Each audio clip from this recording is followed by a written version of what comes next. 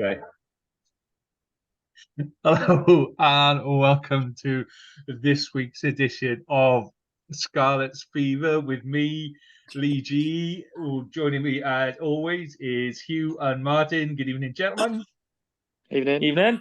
All right. So for those of you that are wondering why I'm having a little giggle to myself, is because Martyn just told us, literally as we were about to start, that he's on his phone and he's forgotten his charger and he's got 13% left on his 11 battery. now. 11 now. Right, Mark, go do your community rundown quick, man. Okay, it's gonna be done differently today because there were many results this week, and I need to go through them as fast as I can. So I'm just skipping all the way through. We got one result from Championship West.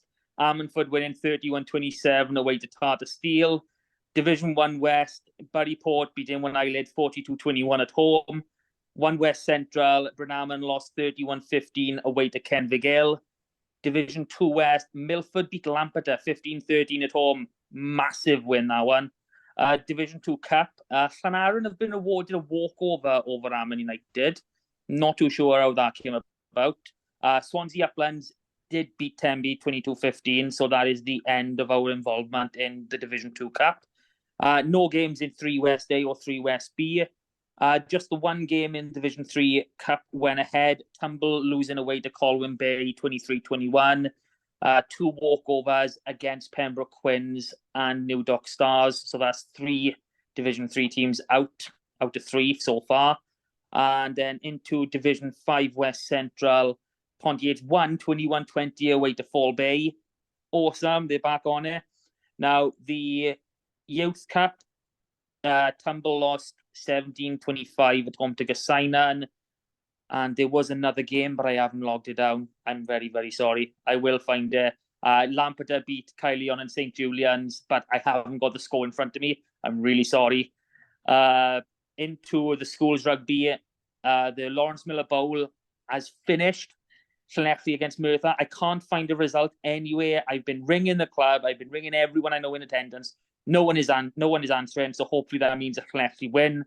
The Morgan Griffiths Plate is currently playing right now. I'm assuming it's coming up to half time. And the Dewar Shield final is this Wednesday, the 6th, 3 p.m. in the Millennium. Mynydd Mawr and Huw, first ever final against Bridgend. If you can get there, go and support them. Fixtures for this week is cup action for a lot of teams and including the Premiership. So it's quarter-final time and Llandovery are hosting Aberavon and Carmarthen Quins are away to Merthyr. Championship West, we got some league action. Ammanford travel to Dunvant. Llangennech against Crymych, nice little derby, but there. Narberth travel to Trebanos. Newcastle Emlyn were supposed to have a game against Brecon, but Brecon have a wedding, so apparently that's a good enough reason to postpone a game.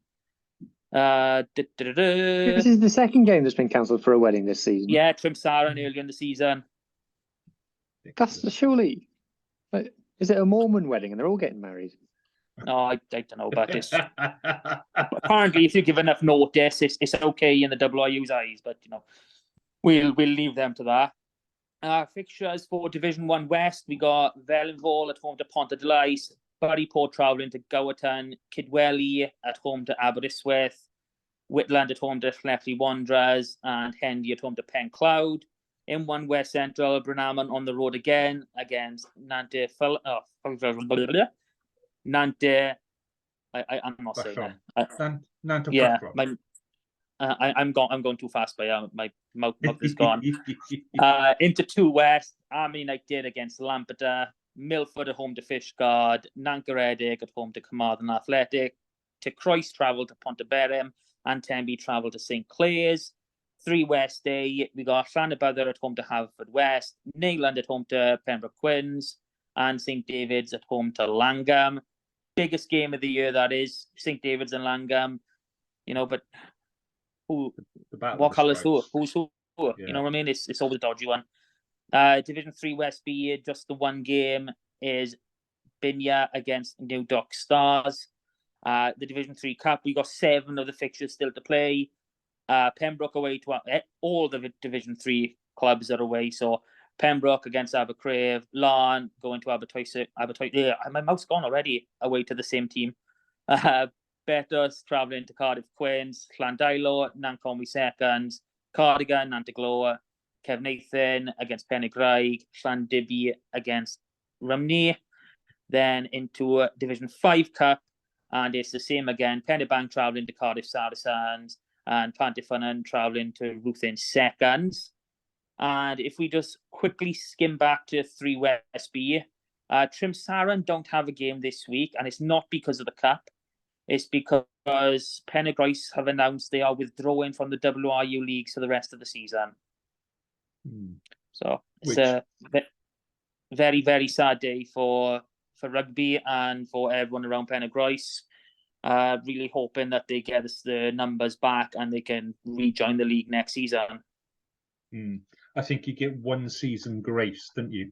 If you fail to honour X amount of fixtures for 1 season, then you kind of get a warning, and then if you don't do it for the 2nd season, then you are no longer a club. But so, couple of things I need to pick up with you. Yeah, did you say you were looking for the score of the Llanelli Schools game? Yes. Right. So Llanelli Schools 29. Who were they playing? Merthyr. Yeah, Merthyr Schools. That would be right. Yeah, 27. So they're Llanelli won 29-27. Come on! Or have you ever seen him that excited, Huw? Am I celebrating? Do I support my team? I've been bouncing for that game. I'm probably going to go for it again on Wednesday, but at least there's a live stream of that. See if you can see it. Oh, loving it. There you go, man. I've been bloody posting over Twitter for the last half hour. Give me the results, somebody. Yeah, it's on the WRU community page on there. And the other thing I got to pick up with you, Pembroke Dock Quins. Now, this is very different to Pembroke. Pembroke Rugby Club, Pembroke Dock Harlequins. 2 very different clubs that hate each other. And I have had the pleasure of being involved with both. So, yeah, and if I don't correct you, I won't be able to walk around Pembroke Dock again, and I will be expelled from the town. I said Pembroke Quins. Exactly. It's not Pembroke Quins. Pembroke But Dock. that's how you wrote them. No, I didn't. This is Pembroke Dock. I call them Quins. I just write Quins. No, you've written Pembroke Quins on I my haven't written spreadsheet. That's Pembroke. why I've left it. I haven't written on your spreadsheet. I had Pembroke Dock written down. Nothing else. You changed it to Pembroke Quins. I just write Quins. I'm going by you a lead here, but this is all on you, Lee. Right, Pembroke Dock Harlequins, Pembroke Rugby Club. That's okay. And on that, I'm on 1%. I'm glad I've done my community game. Scarlets were awesome. Johan Lloyd's going to be Welsh 10 because Costy's not fit. I'm going to see how long I can stay out, but when I disappear, you all know why. It's because I'm a dickhead that didn't bring his charger. Go on, you keep talking and tell us about the Scarlets game. Tell us about the Scarlets game. Well, Ellis Jenkins is a bit of a knob. Shouldn't have. That should never have happened. He had a choice. All this talk about he's not that type of player. Nobody is anymore. So there's no point in talking about that. Dan Davis jumping it. No, he was getting over Steph. Yeah, he was landed awkward. He had a choice. He could have driven him backward or lifted him. He lifted him. The moment he lifted that elbow up even slightly, you knew exactly what was going to happen. And it is what it is. It was a red all day. Even at that point, 12 minutes into the game, we were looking pretty disastrous. Why am I going blurry again? But the next 68, we were massively on top, and even going into that red card, we fought 2 tries, 1 converted back, and we were in the ascendancy. So we were winning that game either way. In my honest opinion, I think Cardiff threw everything they had at us in that first block, and that's all they could come away with. Okay. And your predictions for this weekend then away in Castres? Yeah, it's going to be a win for the Scarlets, obviously, because the Scarlets always win, especially when I say they're going to win.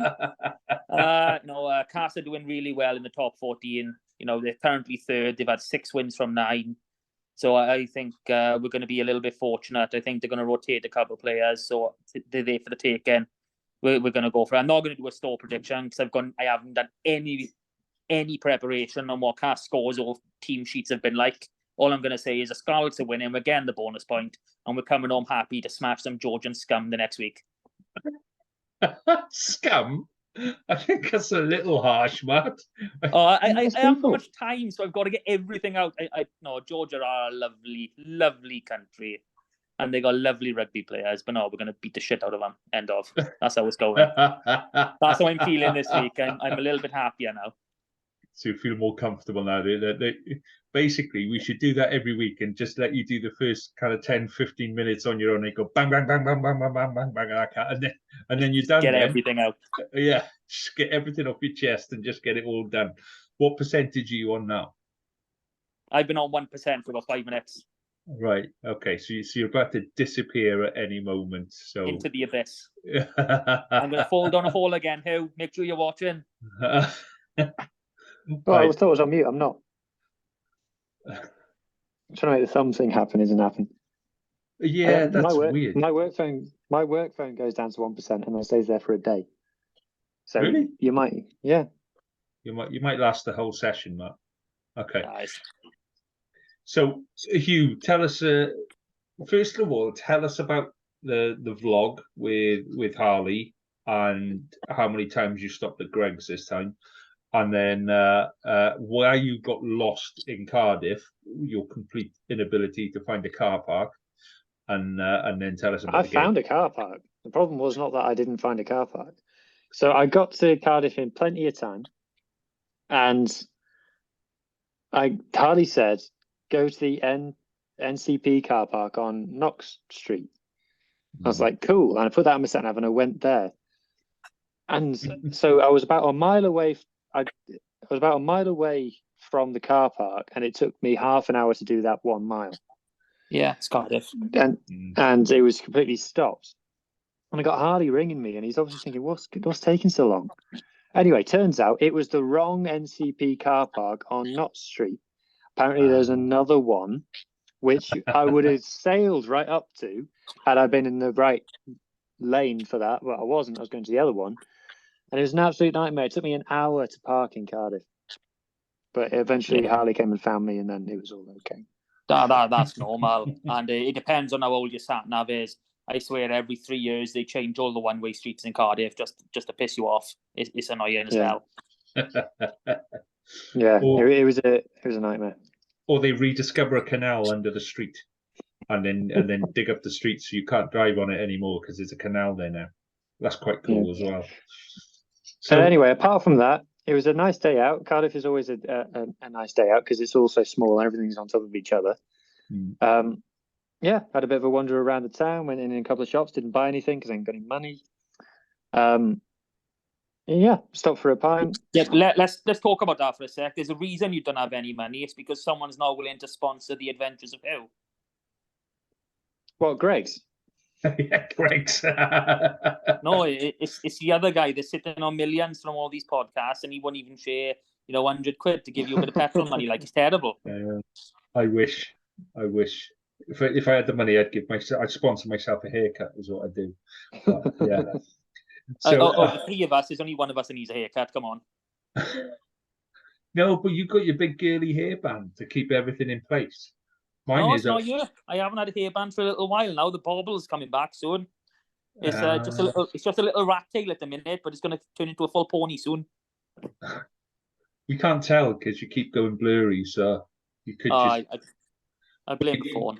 Yeah, when you go blurry, you look proper Shabal like now. When it's Shabal, I like it. Yeah, there's Castres Giovanni, now Shabal. I'm happy with these comparisons. No, and then you come back into focus and you look like Lawrence Llewellyn-Bowen. Yeah, there you go. See, Lawrence Llewellyn-Bowen. Yeah, you just need to twist the sides there. You flick between the two, Mark. It's a unique talent that you have, mate. Honest. Don't look so impressed. I haven't frozen. I'm just grinding my teeth. So Huw, first of all, then, so tell us about your pint in Tiny Rebel because you had a pint of like orange stuff, didn't you? No, Harley had the orange stuff. I had the Crutch Club, which I think is the red Welsh ale. Welsh Red, it was called, or something like that. And it was nice. It was quite bitter, But I like it. I like beery beers. I think me and Jamie have got opposite tastes in beer. He likes quite fruity ones. I like quite beery ones. I like a So yeah, that beery was good. beer. No, Yeah, but I do. Some people don't like beery beer. yeah, I know exactly what you mean. Yeah, yeah. So yeah, and then went into Arms Park. First experience at Cap. Not as posh a facility as Parky Scarlets, I have to say.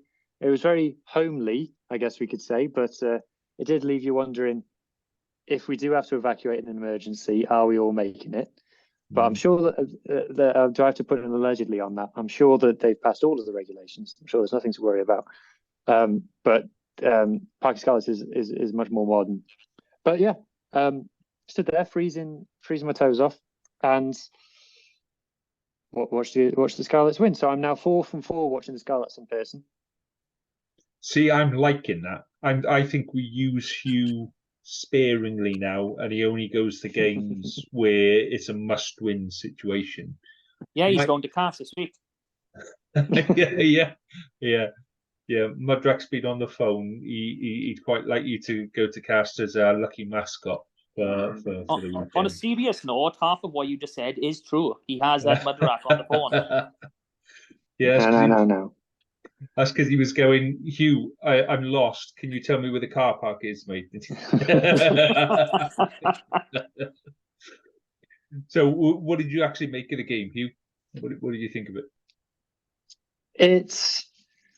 It was a game of 4 quarters, to elaborate on a well-trodden phrase. So the first quarter, Cardiff were well on top. Second quarter, we came storming back into it. Third quarter, Cardiff got on top. And final quarter, we ran away with it. It's we had. I don't think, I said when we lose, I don't want to be the guy who goes, oh, we've lost, sack everybody. But similarly, when we win, I don't want to be the guy that says we're going to win the World Cup. So it still wasn't a brilliant performance, I don't think. I think I agree with Martyn that we would have won regardless of the red card or not, because I think we'd got them back on top, and I think Cardiff kind of fell apart. Now, normally, a flanker is the easiest player to go without if you do get a red card. It's normally easiest. But I think Alice Jenkins, for his leadership and for his work over the ball, was a real miss for Cardiff, and we just had carte blanche of the breakdown from then on. But we just ran everything. Like, if you watch the game and split it into those quarters, we lost the first quarter. What happens in that first quarter? A lot of set pieces, a lot of line-outs, a lot of scrubs, and we lost that first quarter. Second quarter, we got a bit of momentum, and they got the red card, and we had a bit of period of possession, and they didn't adjust and things, and we ran in a few tries.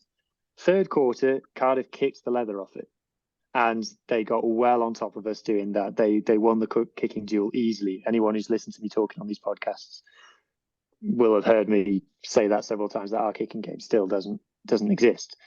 And final quarter, we got momentum again. Cardiff made some funny decisions from their game management, and we just he's gone. He's gone. So yeah, Johan Lloyd obviously being the talk of the game, official man of the match. He just ran everything. 22. Hang on. Stats. Didn't he run as much as he passed? Harley said he 22 passes, 21 carries, and 1 offload. So it was very close. But I was saying to Harley in the ground, I was like, he's at the bottom of a ruck again. He's at the bottom of a ruck again. And the more I watch him, the more and more I realize he's a fullback. He doesn't play like a 10. He plays like a fullback. Do you think? And as sorry, do you think so, or it's his defensive stuff? I'm not. I know what you mean about he likes to run the ball. Yeah, I think we've all seen that. Isn't that the way we play at the Scarlets? Do you know what I mean? It's kind of, but this is like an extreme case of it. Like, no one was saying about Sam Costello, oh, he doesn't do all these amazing things, and Sam's got that extra side to his game.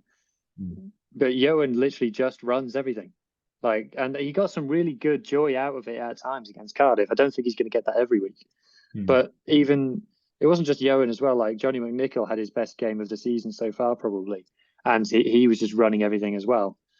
I think possibly Gareth Davis is doing quite a lot of heavy lifting in terms of game management at the moment, because obviously Johan's not stood in the line organising the defence, organising the attack. Something else that me and Hardy talked about was, if you look at most teams now, when they attack, you got, everyone's seen it, it's the pod of three with a back out behind. We don't do that. It's just a line of players across the pitch. It's sort of almost Super Rugby style. So maybe it just doesn't need very much organising, which enables Johan to take contact a lot more. But I just, the way he plays, and he is good under the high ball, which we haven't seen that much of. He is good jumping up in the air and reclaiming it. I feel like he just plays like a 15. It reminds me a bit of when Toulouse, for some reason, played Cheslin Colby at 10 for 2 games. And it's just like a guy who's not a 10 playing at 10. It's like, amazing. They keep giving me the ball. Look at it. This is great. Yeah, and like it worked in this game. Like, I'm not knocking him, and he is getting better every game. I keep saying that because it's still true. But yeah, as he's still, I'm being consistent. So every game this season, I've said I would like him to be less at the bottom of rocks and more organising the attack. And I'm not going to change that just because we won, even though I am happy that we did win. But like I said, Gareth Davis really is enabling him at the moment in terms of being the one to step in and run the game. So Gareth Davis played the full 80, 105 passes for Gareth Davis. That shows just how we would just play, jouer. 2 tries, 1 try assist, 77 metres, 3 defenders beaten from 11 carries. He is probably the best 9 in the UK at the moment. And I think there's a lot of Scarlets fans at the end of the game were saying, well, he's shown Thomas Williams a thing or two in that game. And I think Thomas had quite a good game. And I think Thomas has got into his head that, no, I am a 10. And so he keeps trying like cross-field kicks and things. That's interesting. Do you want me to keep talking about players? Because I've got a couple more I want to mention. Yeah, go on. You do your bit, then I'll do my bit, and then. Okay, so Johnny Williams. So before the game, and I said this on the preview with Harley, my Twitter DMs were like some kind of Scarlet Samaritans service of people messaging me like, oh my God, Johnny Williams is at 13. What are we going to do? It's all over. But it wasn't. Cardiff didn't test him. So here's a stat for Cardiff about you. Ray Lilo, 1 carry, no passes in 60 minutes on the pitch. He didn't get the ball. No, and he got stuffed a couple of times by the alleged crash ball king stepping him, inside him, outside him, standing up and going outside it. I mean, Yeah, Johnny swatted aside Halaholo a couple of times as well, as if he were nothing. But yeah, Johnny showed a distribution game that I just simply didn't know he had. So 13 passes and 2 offloads compared to 12 carries. That's not what you think of when you think of Johnny Williams, is it? What else did he have? 67 metres, 1 try assist, 2 defenders beaten, 1 clean break.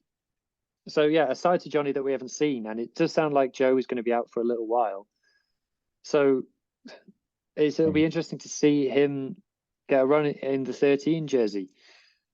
Like I said, Cardiff didn't test him at all, and I think that's a missed opportunity from them. But if that's a nice confidence builder for him and he builds off that, then I'm happy. But player of the match for us, in my opinion, unplayable, Alex Craig. Absolutely. The only thing that he could have done to do more in that game is just go, Johan, I'll take the goal kicks, mate. That's the only thing that he could have done. So let me just so I do my stats in a grid, right? For the camera, a grid. The only player who's got a number in every space on the grid is Alex Craig. So he's got 11 carries for 7 meters. He's making the hard yards. 14 out of 14 tackles, making him our top tackler. 2 line-out takes, 1 turnover 1, which I think was a maul turnover. 2 offloads as well. 7 passes. He got a try. He beat 3 defenders. He's a lock. Like I said, the only thing that he could have done was taken over the goal kicking. He is, we put him in a point to prove in our preseason ratings for the players. He's kind of proving that point. I'm not given to Definitely, yeah. hyperbole, as you know, Lee. I don't overhype players, but I think it's fair to say if you were picking a Lions team tomorrow, Alex Craig is the first name on the team sheet. Yeah, and like you say, we both him and Tom Rogers, we debated long and hard about, are they maximising their potential? And we didn't really know with Alex Craig because he was coming in, and then I think that's probably why he ended up there. But we wanted to see what he can do, and you're absolutely right, mate. He is definitely showing what he can do, and yeah, loving it. It's a shame that Lousy That he's isn't there. Scottish. Oh. No, I think that's a good thing because they won't look at him because he's not in Scotland and he'll stay with We us. thought that about Blade Thompson. Blade Thompson didn't even know he was Scottish, let alone the Scarlets. I reckon when we recruited Blade Thompson, if we'd have gone, "Are you Scottish?" He'd have gone, "No." He'd be gone, And where? then, What do you mean? Who is that? what is a Scotland? Yeah.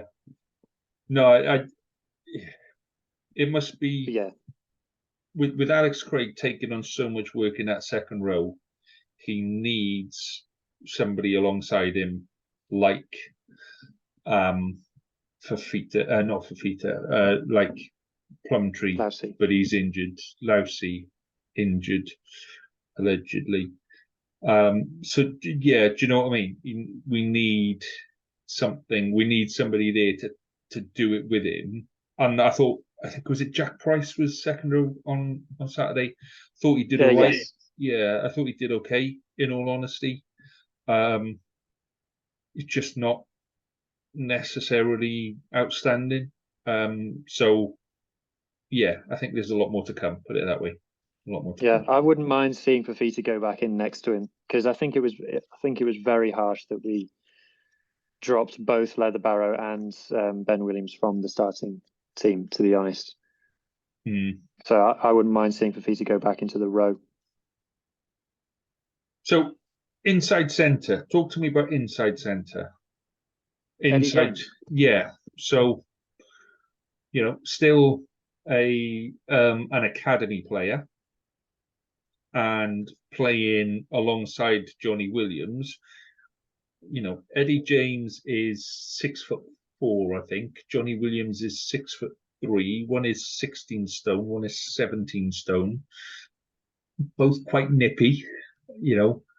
As a centre partnership, that's a pretty scary prospect when you've got such a wee little diddy bloke inside you, and it doesn't matter which one we put out, Yeah. And then like the little guy just gets to give it to two of the really big guys that run at you really fast. That's quite a scary prospect, really, isn't it? Scary prospect, ball in hand, definitely. I don't think for a second that Joe Roberts should lose his place when he's back fit because it's without the ball that Joe's shows his strength compared to other centres in Wales. But yes, and Eddie is really encouraging. I think it was our fourth try. He did a big classic crash ball 12 carry off a line out, and we were on the front foot from there. And I think Harley pointed out to me as well that he was involved in a couple of nice passes as well in that move. And so yeah, and Steph Thomas wrote for Wales Online that he's in the top 5 players that Warren Gatton will be watching.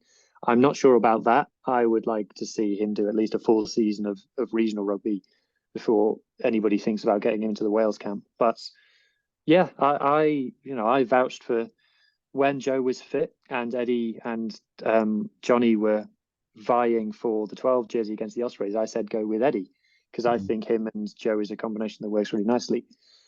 Even though, like I said at the time, Johnny and Joe also worked together very well at the end of last season. So I think that's it, and it might give us a bit of a headache. And some people have been talking about when Joe is back, do you keep Eddie at 12 and move Johnny Williams to the wing, a la Mason Grady? Because our wing options aren't. I think if you had Tom on one wing and Johnny Williams on the other, I think that's you got a lot of skills covered in those two wingers. And then you give yourself a headache when Sam comes back and what do you do with Yohan? But on that subject, go on, sorry. You first. No, I was going to say, if you're talking about wingers and you want a strong, bulky, hard-running winger, then you just bring Combi back because he's also got the speed. Where Yeah, Johnny Williams doesn't I think necessarily have it. physically, I think Johnny physically outstrips Ryan in most things. To be honest, I don't know what the speed differentials are. I got it in my head that Johnny is bigger, but I think that would be a nice combo. I was just going to say another thing in this game. Again, we didn't use substitutes, so we only used 5 subs. We replaced both props, and I think we replaced 1 second row. And Teddy Leatherbarrow came on with like 3 minutes to go, and Johan Nicholas came on.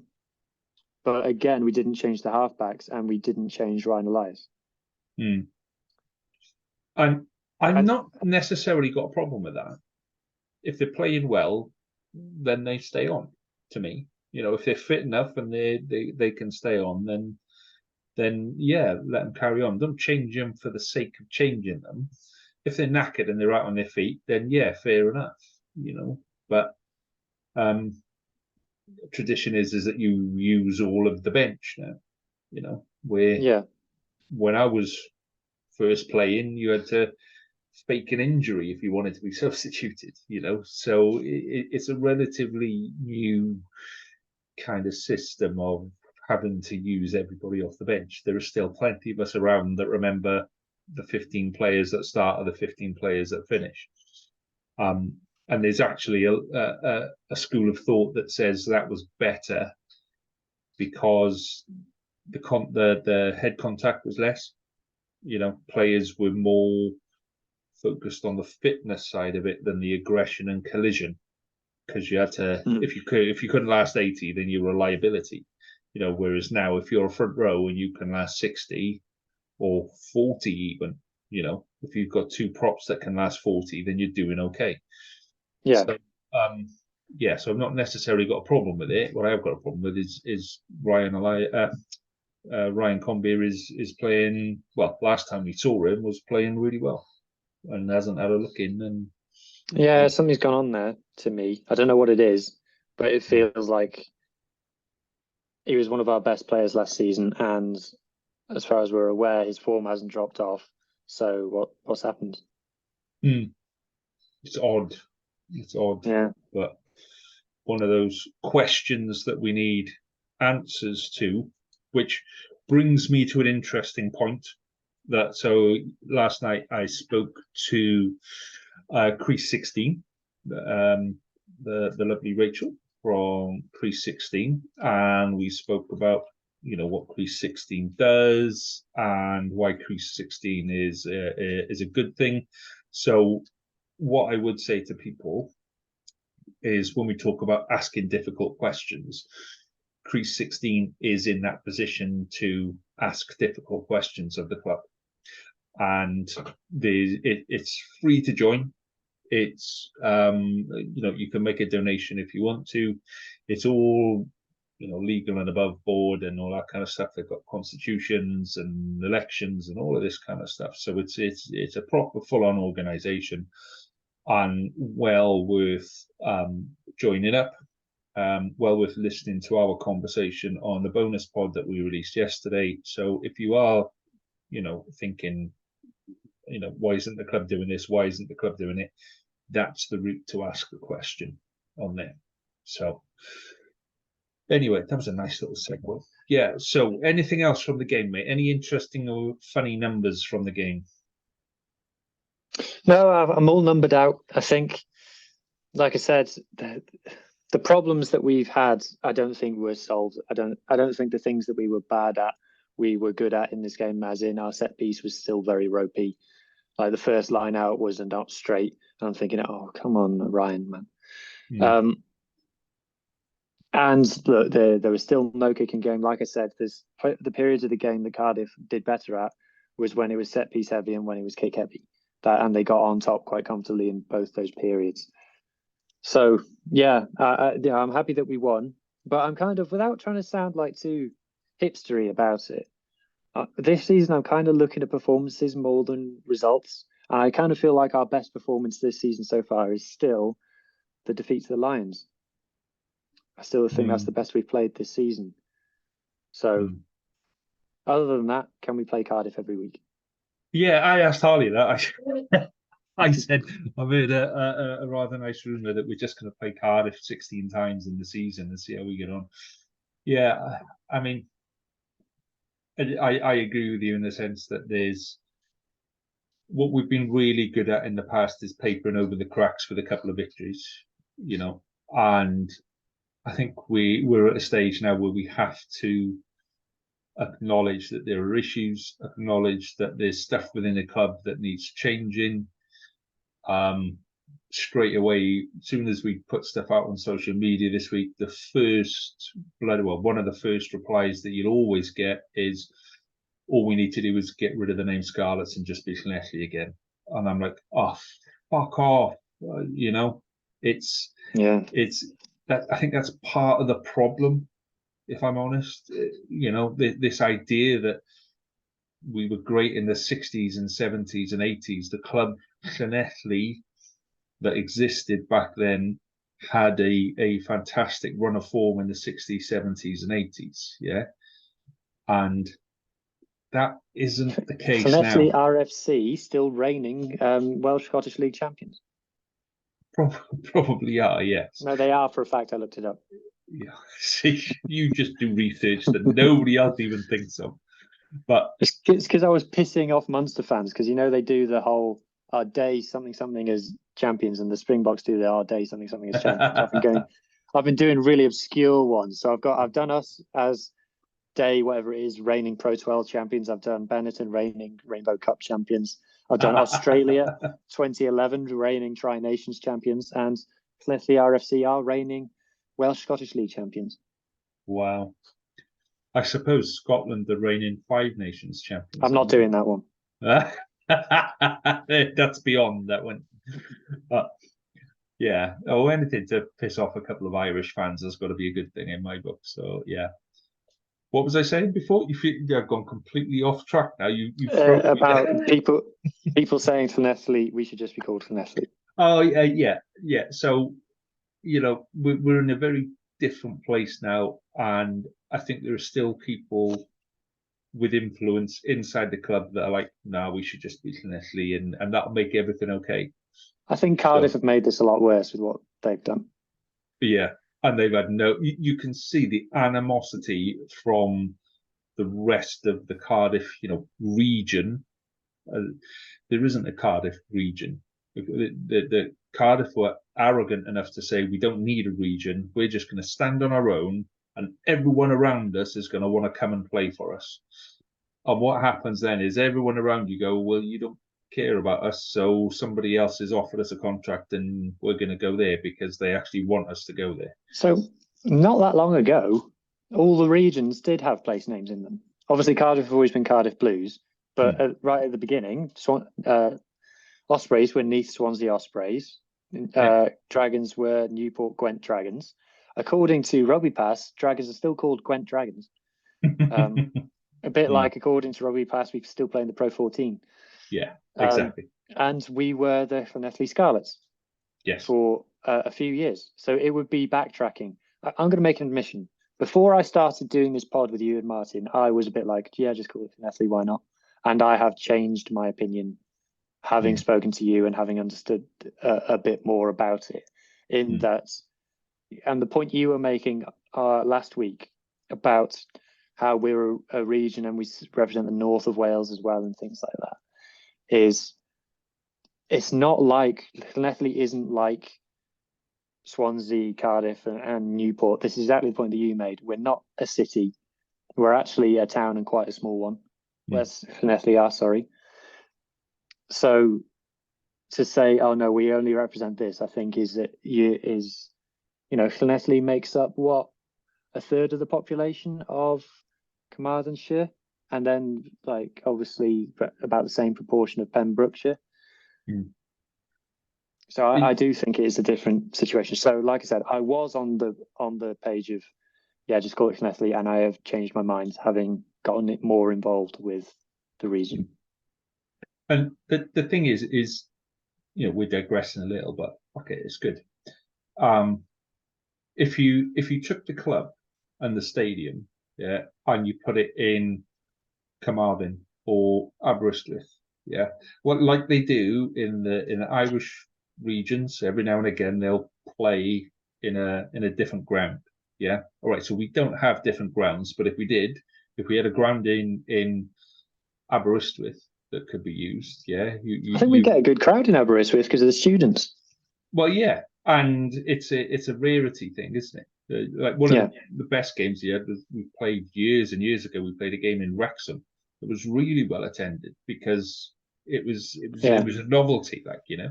Yeah, but with owning the park, we can't afford to just leave it empty. No. But what I'm saying is you could, you know, play Llanelli Scarlets could sell the ground and play in different. They'd still be so the Scarlets could do that. Llanelli Scarlets couldn't. Llanelli Scarlets are based in Llanelli, and if you move them somewhere else, then they're not the Llanelli Scarlets.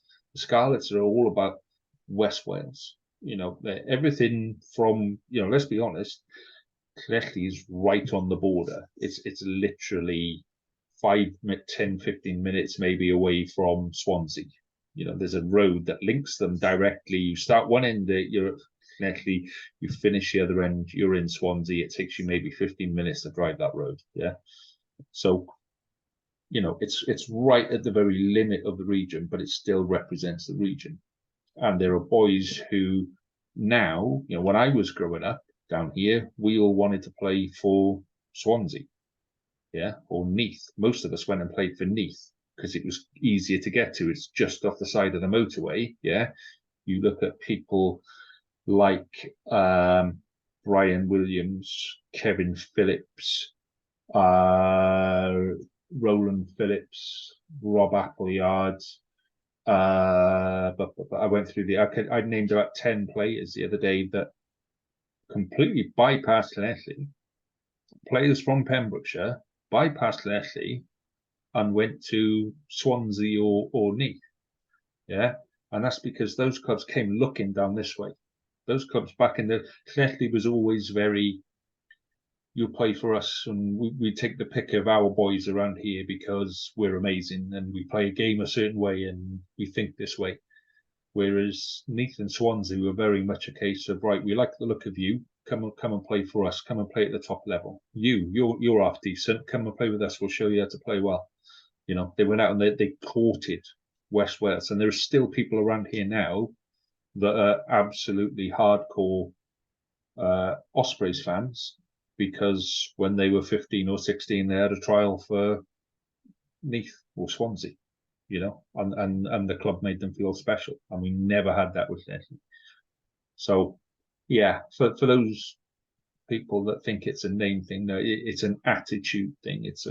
We were talking last week about the culture, you know, the culture of the club, and I think the club is probably in a not a crossroads, but it's in an important point on the road where it needs to commit to being a certain way and behaving in a certain way and encouraging inclusiveness throughout the region.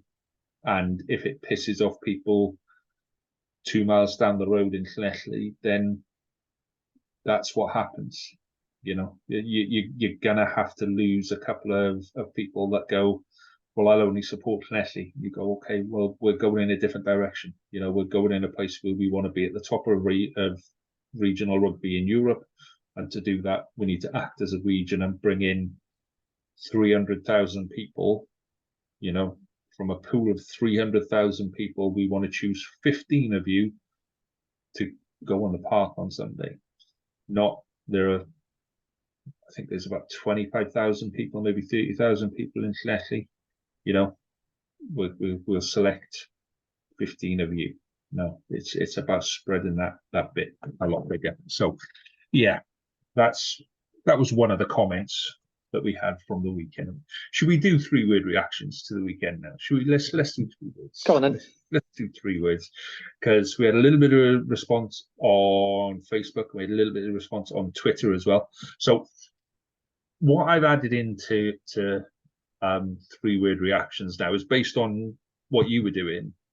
So I've gone 3-word reactions or 30-second reactions. So if somebody wants to send us like that 30-second video of I thought it was this or I thought it was that, you know, social media loves that shit, mate. It really does. It really goes, oh, everybody loves a video.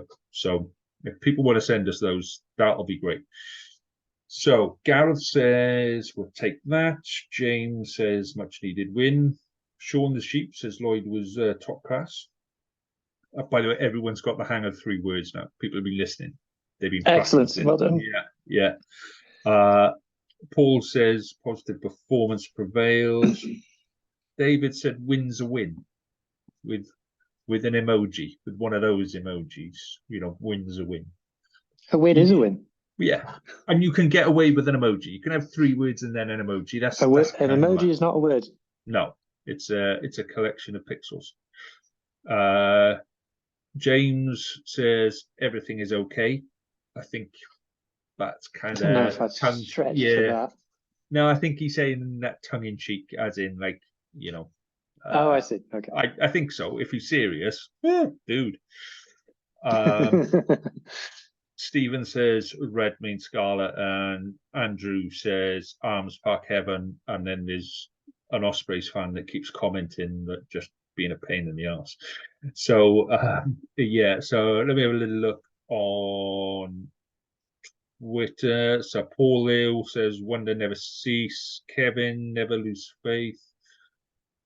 Now Mark, I like Mark because Mark is very obviously a Cardiff fan because he's put his blue and black dots on there and he's gone bollocks, bollocks, bollocks. I like that. I think that's honest. That is well done there, mate. Pippa, you're gonna like this as well. Excellent vlog bobbing. So is that Pippa Griffin? Yeah, replying to the. That's my mum. Oh yeah, of course it is. Yeah, there's the name. Yeah, I think she's got a point. Those boys behind you. Yeah, fair play to them. More of that we need, mate. Yeah, so I just want to shout it out there quick. So people don't know what we're talking about because I told you in the chat. Behind us in the second half, we were filming the vlog, and some lads behind us noticed and started doing making hand gestures and all that, giving it the big one. And then the Scarlets scored the 5th try, and the camera caught them all getting up and leaving. Yeah, we're buggering off. Just quickly on the crowd, I don't know if you've seen it somewhere else. Attendance number that is knocking around Twitter is 8,000, 8 and a bit thousand. I don't believe that because that would put Arms Park at just over 2/3 full, and it was definitely more full than that. It was at least, I would say there was at least 9 and a bit thousand in there. It was at least 75% full. So I don't know where that's come from. But to someone's point, never lose faith. It's win, lose or draw. It's still a good day out, guys. And it's not, you know, I say it every time. Everyone's got different budgets. It's not the most expensive thing in the world. And if you can get to Cardiff easily, or you already live in Cardiff, which a lot of people do, including all the Scarlets players, just go for it. It is a laugh, and you go with your mates, and your chances are you do have a mate who's a Cardiff fan or whatever. And you know, it's like I said to a couple of people recently. Now is not the time to be negative because we're at rock bottom. And I don't just mean the Scarlets. I mean Welsh rugby as a whole. Yeah. So now is not the time to be negative about it. Now's the time to go, no, this is, without sounding all cheesy and cliche, this is the moment where we as fans have a part to play. Yeah. And go for it. And just as you know, Lee, I'm a bit anti-negativity at the moment. So, and that by anti, that means against negativity, not your auntie called negativity. So, the bit I liked about Cardiff was somebody from Cardiff has brought a drum. Yeah, because they were there. I was stood quite close to him. Brought 2 drums. Excellent. Did you not record them? I should have done. Yeah. Anyway, he had a big bass drum and he had a snare drum, and he hit them both simultaneously. Excellent. We just need a little bit of practice. Got a shout out from the PA guy. The PA guy was like, "Hey, drum guy's back." but it adds a bit of atmosphere. It adds a bit of, and he was going all the way, right the way to the end, and all that kind of stuff, and people were reacting to him, and it just brings a bit of fun to the game, a bit of something different, you know. Yeah. And that's what we need to do. We need to go. You know, it's not just going to watch the rugby. It's you're competing against an event now. You know, shall I go? It's not shall I go to watch the rugby. It's shall I go to this event or shall I go to that event? You know, and you have to weigh up the pros and cons, because that old thing of, oh, I must go here and I must do that because you know I wear my red shirt and all that kind of stuff. No, that's football. That's Yes, different, exactly. and it's a different mentality. And it's a bit, oh, football's the most important thing on the planet ever, and you're like, no, stop being a dick. So, you know, we have to appeal to people for different reasons. We have to encourage the kids to run down the front and bang on the banners at the front. We need to give them a little bit of space. We need to take away the first row of seats so that a whole load of kids can stand at the front on the banners and just bang on the banners when their team's doing well. Yeah, we need to provide entertainment around the outside of the ground for an hour and 2 hours before the game, so that people go and they're there for 2 hours. Yeah, or shall I go 10 minutes? I'm a nightmare for it. I'll get there 10 minutes before kickoff. I usually miss kickoff because I'm getting the kids something to eat or something to drink. And I'll get to my seat and then I'll go, oh shit, I need a piss, right? And then I have to disappear back. And I miss the first 20 minutes of the game because I haven't got there in time. I think there's only one game I made a massive point of getting there early, and we were there like 45 minutes before kickoff, and there was no bugger else there. It was just me and the I kids. love getting to games early. I like Well, watching all the warm-ups and things. yeah, I do too now. But do you know what I mean? We've got to make more of an effort to do other things at the ground. You know, like in Australia, I know it's Australia and stuff, but they have the hot tub. You know, you can dive in the hot tub and all of that kind of stuff on the sidelines. It's bits like that, silly bits like that, that maybe we need to rethink what we mean by, you know, an event, by an entertaining game. So anyway, that's my 2 pence. We went off on a proper tangent there, mate. I don't even remember where we started or how we got there, but yeah, it was good. Anyway, the guy with the drums is good. Yeah. Have we done all the 3-word comments? Yeah, that's all the 3-word comments, and the questions were, why can't we change the name back to Scarlets, and is everything okay now? Can we? Does that mean everything's back to normal? So, and I think we've covered that one. I don't, you know, any realist will look at it and go, no, because another heavy defeat this weekend. And what we're going to do? We're going to be going, oh, sack Peel again. No, that's not the way forward. I don't believe sacking Peel is the way forward. I don't believe sacking people randomly is the way forward. I think we need a proper targeted approach to the way we're going to do things. And if running the ball, just constantly running every single ball, it is the It's not kind going to of work game. every week. No, but if that's the game plan that we're going to go with, and overloading wings by dragging people round, you know, if that's the game plan, then right, let's commit to it, and let's put players on the park that actually know. I think half the problem has been is we haven't looked like we knew what was happening next. You know, we kind of stand here, and there were elements in that game on Saturday. We were still like that. We were still kind of looking at each other and going, what's this, what's that? So maybe it just takes time for coaching to bed in. You know, I'm not talking about Dwayne Peel, I'm talking about whoever the new backs coach. Do we have a defence coach? Definitely a new forwards coach. I was talking to a couple of Irish fans and they were like, I don't get it because you've got a really good defence coach. And I was like, do we? And he goes, yeah, Jared Payne's a really good defence coach. I'm like, oh yeah, no, he's our attack coach. He's our attack coach, yeah. And Gareth Williams is our defence is still shocking, and I don't know why, because Gareth Williams really turned that round last year, and we really upped our game in the second half of the season. So yeah, I don't know why it's gone backwards from where we were last year, but you know, we look forwards. We look forwards. So speaking of looking forwards, let's discuss European fixtures. Let's discuss this Saturday, 3:15, Castres.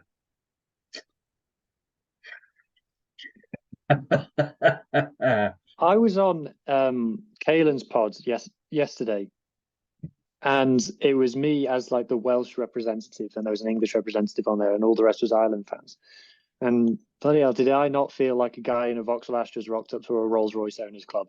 Like, they're all talking about, I remember when we won it in 03 or whatever it is, and like, oh yeah, I was really disappointed to go out in the semi-final that year. And I'm like, I'm looking forward to a Challenge Cup. We might get to a quarter-final. That'd be nice. You know, I can't relate to this conversation. It was very like, let them eat cake, and I was just there like, yeah, no, I remember that time that we got beat in Dublin. That was all right, I suppose. It is. We've never had the depth of squads, and I think half of it is if you're a decent player and you're in a squad and there's another decent player there, and someone go and we're all like, well, I want to be playing every game. Yeah. So they bugger off to another club. So we've never had a team that's got real serious depth across the board, you know. And we develop players, and then they go, you can earn a bucket load of money over in England, and they go, okay, off we go. What we usually do as a Scarlet is we develop them, and then we get them to a stage where they're about to really turn into something, and we go, nah, you're a bag of shit, you can fuck off, and we buy somebody in from Tonga. So, you know, at some point again, we do you like Tongans? I do too, actually. I think they're nice people. You know, all the Tongans that we've had have always given 100% every time they've stepped on the pitch, and Yep. they're happy and chatty around the outside and all that. Whereas actually, there are some local boys who are right knobs. You know, you can't win them all. So that's just the way it is. But yeah, I think we haven't set about developing squad depth. Put it that way. You know, as soon as we find a decent player, so you look at Alex Craig now. Alex Craig's playing really, really well. So we're going to put him on the pitch and probably burn him out for the next 3, 4, 5 games until he gets to the point where he goes, oh, do you know what? Training is really hard. And then we'll go, okay, you can have a couple of weeks off. Instead of going, right, this week you're playing 80, next week you're playing 60, the week after you're going to come on with 20 minutes left, and then you're going to go back to 80. You know, so and we manage his time, and we manage somebody else's time to come in and build depth. So that's where I think we struggle. So we come up against European class like Castres, who have got strength in depth, albeit some of that has been bought in. You know, some of that is bought in, but we're really going to struggle on Saturday. Really, really going to struggle in my head. To the point where on the Rap podcast I said I forecasted a Scarlets win by 1 point. That's as close to it as that's how bad you think it's going to be. That's how bad it's going to be, man. We're only going to win by 1 point. But what do you make of it, mate? Problem number one: it's not on telly. So, yeah, my friend and colleague Ender, aka Rugby Broadcast on Twitter, has been looking into this for Pirate Pod tomorrow, and he sent me a voice note earlier today. Said, "This is a nightmare." He's trying to figure out where all the matches are on, and he says it's just an absolute nightmare trying to find where all these Challenge Cup games are being played. Someone suggested that some are on Viaplay. Obviously, you get the odd one on S4C. So our game against Black Lions on S4C, our game against Claremont. So I'm on the EBCR website, and it does have the broadcasters against it. Mm-hmm. So Black Lion is on S4C, BN Sports, and Flow Rugby. Flow Rugby, I think, is an American thing. Mm-hmm. Claremont is on France TV, which we can't get because we're not in France. BN Sports, which I think is also mostly French, to be fair. Viaplay, Flow Rugby, and Premier Sports. And then our final home game against Edinburgh is S4C again, BN Sports, and Flow Rugby. Our first game against Castres, is on epcrrugby.tv, which is the EPCR's own broadcast. It's like their version of Rugby Pass TV, which you have to pay to use. Yeah. It's eight. Well, I was about to say it's £8. It's €8. They haven't put the cost in GBP. It's in euros. Now, I'm a Scarlets podcaster. I'm not sure I want to pay £8 to watch It a game. tonked. Well, no, because if Castres are doing well in the top 14, it kind of increases the chances of them just fielding the kids. Yeah, but then they've got the strength in depth. They've got a really deep squad, and that's the danger, is they could put out a second team squad, and the only thing that we've really got going for us on that is that their second team won't have played together much. Yes, exactly. Whereas, although there is a lot of rotation. Sorry, go on. Well, no, if we go with the same team that played last Saturday, then you might hope that we'll know each other's name when we walk on the pitch this week. That's the bit that we've got going for us. Yeah, although there is a lot of rotation going on in the top 14 this season. Teams are and people slag off the URC for this all the time, and it's just like, all you're doing is telling me that you don't watch other leagues. In the top 14, a lot of teams are doing a very home and away team, like I've talked about previously on here.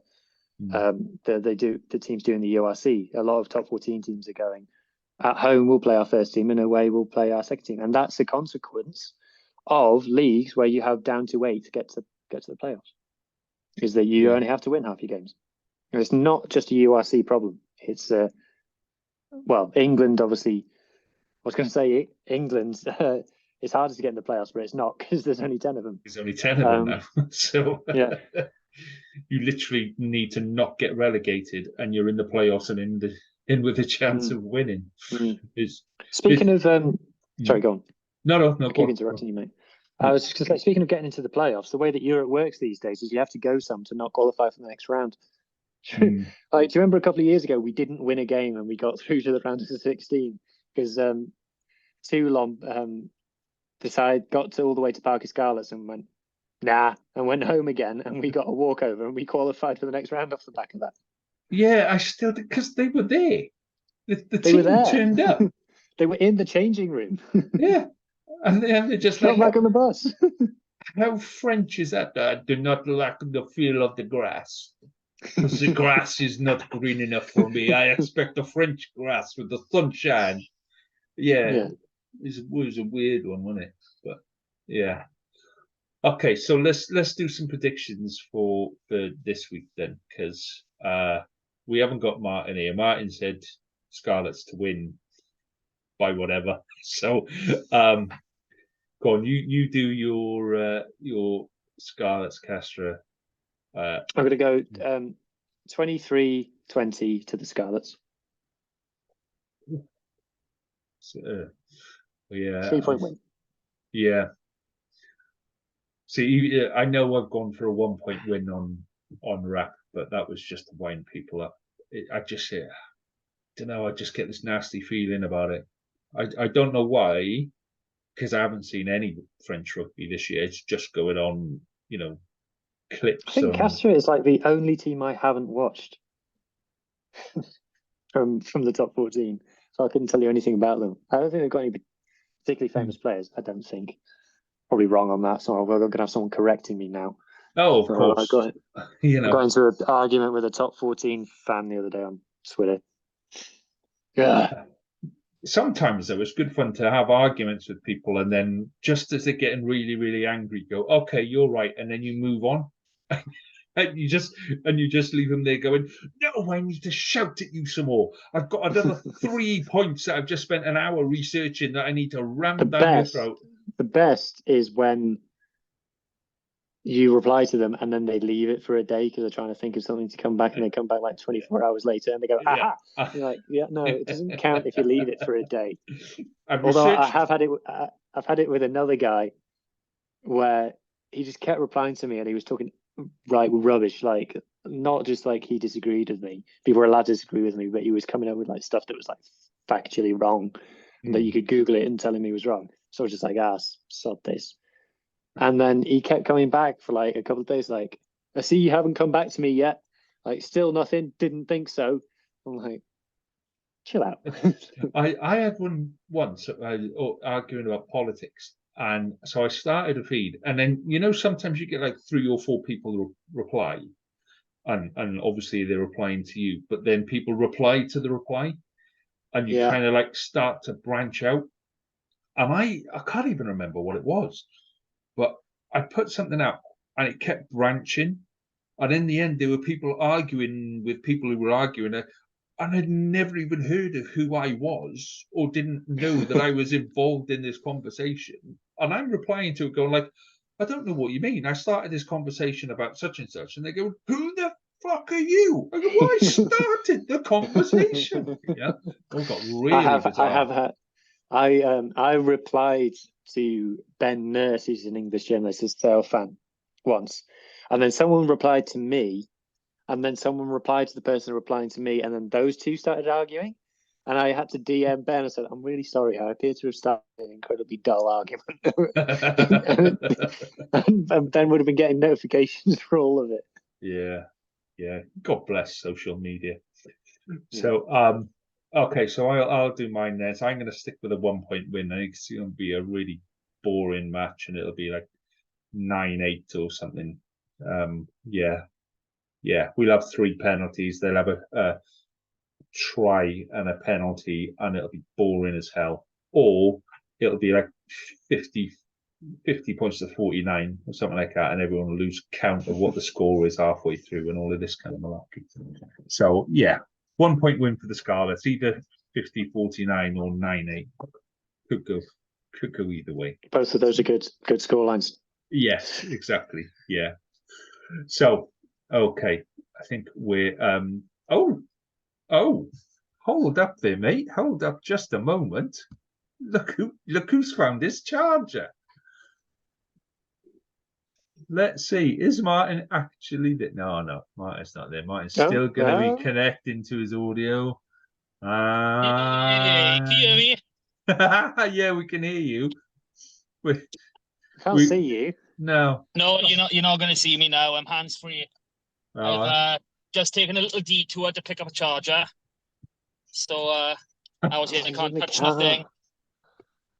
We're literally about to finish up, Mart, so you can just. How smart! Let's figure it out. We can. Yeah, Lee's frozen, I think. Oh, have I? Oh, Lee's frozen. That's not recurring this week, is it? Yeah, I can still hear you two, though. Can you hear me? No. Still, yeah. You have Lee, my pretty face. Lee, are you there? Are you moving again? Yeah. Can you hear me? I could hear you. Yes. I could hear you when I was still talking to you. Right. Oh.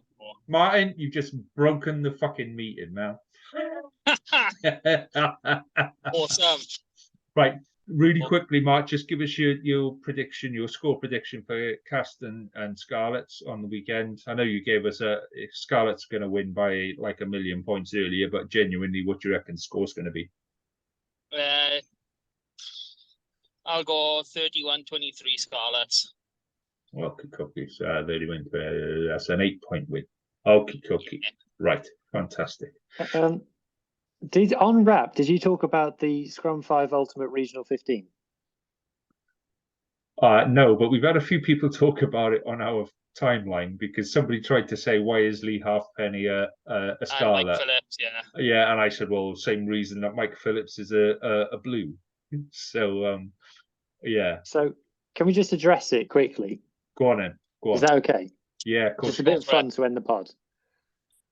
This Ultimate Regional 15 is a sham. Right, this is because they didn't listen to you when you said let's try and mess it up. This is picked on what players did for Wales. The dead giveaway being that Sam Warburton's in there. Now, Sam Warburton obviously did amazing at international level. He played about 4 games for Cardiff. Yeah, and got injured in 3 of them. Yeah, so if I just run through 1 to 15. So Gethin Jenkins, fine. Ken Owens, Mr. Scarlet's fine. Adam Jones, Osprey, yeah, fine. Paul Tito, yeah, okay. Firstly, they put Tyburn firstly, he spelled his name wrong. Secondly, they put him up against Alan Wynne-Jones. If Ty Burn had been in the other one, and not against Alan Wynne-Jones, Ty Burn would have been in this team. And he should have been. Yeah.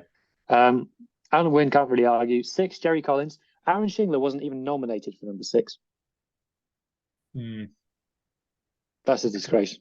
Yeah, I kind of get it, but like I say, if it's based on Wales international performances and stuff, I kind of see that. But yeah, anyway, carry on. Go on. So 7, Sam Wilson, like I said. Number 8, Felipe Faletau. I'd kind of argue that in regional rugby, Xavier Rush did more than Faletau, because Faletau spent a lot of his good years at Bath. Or injured. Yeah. I'm not saying that Xavier Rush is a better player than Faletau. I think in regional terms, I think Xavier Rush did more. Yeah, so if you're going to call it a regional team, yeah, I know what you mean. Yeah, fine. Yeah. Number 9, Mike Phillips, fine. Number 10, Dan Bigger, fine. Shane, obviously. Jamie Roberts, number 12. I'd agree with that. Yeah. How long was he at Cardiff for? Only about 5 years. Yeah, it's long enough to cause damage, though. He's long enough to. Yeah, I know. I've just said Ty Burn should be in. He was only with us for about 3 years, but yeah, exactly. Yeah, I think the quality. I think that the impact that Jamie Roberts had at Cardiff was immense. So yeah, especially from fullback. Yeah, I think he played one game there, didn't he, or something? Who would be the other 12s? I think Gavin Henson would be another 12. It would be in nomination. I'm not struggling to think of any others. Well, if you go right back to Gibbs, he done both. Yeah, you go right back to the start. You're looking at Scott Gibbs. Scott Williams. Scott Williams. Yeah, Scott Williams has been an outstanding 12. Yeah, there's been Parks a few. did a lot. Yeah, Parks. Yeah, and I'd say I think probably. You're pushing to get Parks. I think you're pushing to say Parks ahead of Jamie. To be fair. No, I don't know. He was a more creative player. Anyway, 13 would be Foxy. No argument. Number 14, Tommy Bowe. He is the URC top try scorer. Oh, okay, fair enough. It is. I think it's Tommy Bowe. I think it is as well. Yeah, definitely rings a bell. And then number 15, Lee Halfpenny. Everyone knows Lee Halfpenny is my favourite player. I don't think he should be in this team because he had his best years at Cardiff on the wing, and he went to Toulon for ages, and then he was with us. He did great for us, and when he was on the pitch for us, he did really good. But he didn't spend a ton of time on the pitch for us. I would say both Liam Williams and Lee Byrne deserve to be considered ahead of Lee Halfpenny, and I would probably go Liam Williams should be all-time regional 15 because Lee Byrne spent a lot of time in France. Yeah, but then you've also got that other players. Just suppose Mike Raya was, that was pre-regionalisation. Ben Blair's another one that gets mentioned a lot. Ben Blair is. Yeah. Ben Blair was a fair play to him. Yeah, and he's a player of some note in the records. So yeah, I think there's a lot of. I still say we should have spent more time trying to fuck up Scrum 5 and just get more random Scarlets players nominated. They stopped nominating them. I quote tweeted them and said, calling Scarlets fans to ruin this and just pick, because that's something that happens like in football a lot. Like fan bases just colonize a poll and ruin it. Newcastle fans do it all the time. It's great. Yeah. And then they stopped nominating Scarlets after that. Told you, mate, it's the power of being an influencer. You're an influencer now. You're influencing the BBC to think about their polls more often so that they can't be sabotaged. Scarlets haven't done a stats drop for a player since I gave them the eye. Well, if they ever need anyone to do it, they know where to call, and we will happily do their social media for them. Just quickly on that, we are slowly starting to hear of people involved at the Scarlets and players at the Scarlets who are aware of the podcast and us. Now we have reason to suspect that there is some kind of social media blackout. Don't. So if you are a Scarlets player listening to this, like, just to let you know, Ospreys players have all been following Ospreys Irie, right? Yeah. So if you're a Scarlets player and you do follow us or listen to us or are aware of us in any way, but you're not allowed to publicly make it known that, just DM me. You have to follow me to DM me, so I'll know you're there. DM me, just like an emoji or something, just to like a shush emoji or something. So I know you're there, and then I won't slag you off in any podcasts. And we love you all. It doesn't matter who you are, even if Yeah. you're slating hell out of back, we still love you. Just We'll still give you a big punch and a kiss if you come on. Just DM me, like that, and then I'll say no more. Say no more. You just want Scarlets players to DM you, mate. I want them to come on here so we can talk to them and have a chat about the game and training and all that kind of stuff. You just want them to tweet you, so you can feel like you're amazing on Twitter. Look at me! Look who tweeted me! Well, yeah, Mr. Leatherbarrow liked something of Huw's earlier, and he was all giddy in school. Like, oh, look at me! Look what I've done! Look who likes me! Yeah, and then I showed it to James, and James came back saying that Morgan Morris had DM'd him, so I was fuming. Yeah. Well, like I started all of the podcast, so within a week of starting the Cardiff one, we had the Cardiff club messaging the podcast and saying, "Hey, we'd like to interact. How can we work together?" The Ospreys one, we had the director, the commercial director on the second pod. He messaged me within an hour of the first pod going out. And he's like, yeah, because we were tweeting before, and we were like, you know, first pod's coming, bang, here you go. Well, we do know that the Scarlets comms manager has a personal interest in everything I write. Let's You've not both go seen with the proof of that.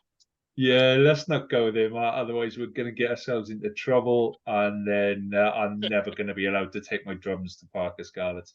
Right, let's knock it on the head for tonight, guys. It's been a fun one tonight. It always is after a sound thrashing of Cardiff Blues. So yeah, long may that continue, and yeah, fingers crossed for a decent performance against Castres on Saturday. We shall come back. We shall do this all again next week again, gents. Over and over and over. For time eternal. Enjoy yourselves, gents. Have a good weekend. I'll speak to you next week. All the best. Thank you, lads. Cheers.